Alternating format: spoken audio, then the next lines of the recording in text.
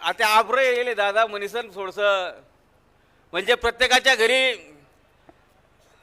त्या सगळं सामान काढणं, भांडे घसरणं, कोठ्या काढणं, ते सगळं उन्हात टाकणं, ऊन बी नसल्यामुळे सध्या शांतच आहे. प्रत्येकाच्या घरात त्या गोधड्या धुवायचा कार्यक्रम चालू आहे. माझ्या घरी बी गोधड्या धुतल्या दादा. घरात ताई गोधड्या कितल्या लिंगण्या असतील? अरे 50 गोधड्या त्या बाईनी पलंग मातून काढ्या. गोधड्या इतक्या तर साड्या कितल्या होतील बरं? खरं तर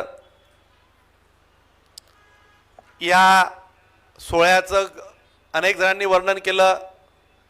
काहींनी वेगवेगळ्या भाषेत वेगवेगळ्या संदर्भ दिलेत. संजू तात्या म्हटले की 50 गोधड्या आमच्या घरात आहेत. तात्या कोणीतरी म्हटलं की कपाट द्यावं लागतील. मुळात हा सोहळा हा काय नुसता एका साडीपुरता सोहळा नाही आहे. हा सोहळा म्हणजे नुसतं एका दिवसाला लग्नाला उभं राहणं तेवढ्यापुरता सोहळा नाही आहे.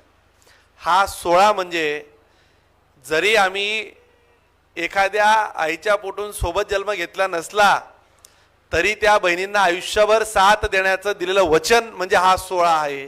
त्या गोधड्यांचं उदाहरण तात्या तुम्ही सांगत होते की मला असं वाटतं की बघा त्या गोधड्यातनं पण एक मायाच मिळणार आहे.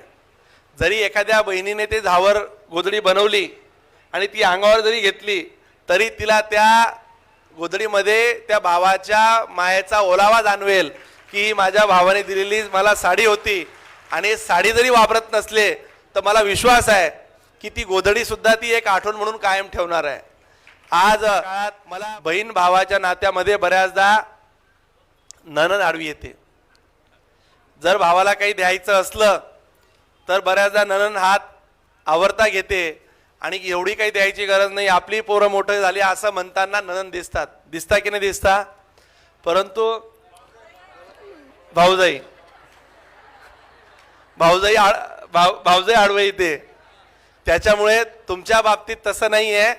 मी जर काही करायचं म्हटलं तर उलट प्रतिभाचं म्हणणं असेल की अजून काही चांगलं करता येईल का अशी म्हणणारी तुमची सगळ्यांची भाऊजाई आहे.